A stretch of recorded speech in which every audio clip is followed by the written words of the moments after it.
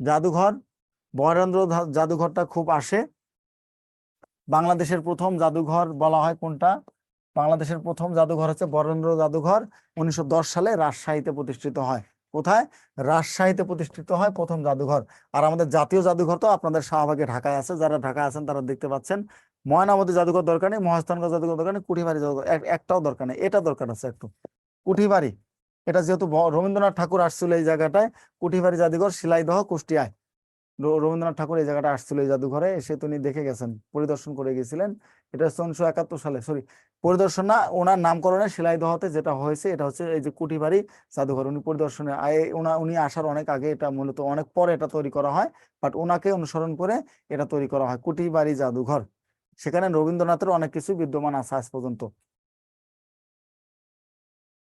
হ্যাঁ, মুক্তিযুদ্ধ জাদুঘর, এটা তেমন একটা আসে না। সামরিক জাদুঘরও আসে না, মুক্তিযুদ্ধ জাদুঘর এগুলো দরকার নেই, এগুলো পরীক্ষা আসে না, এগুলো আপনাদের পরীক্ষা আসবে না।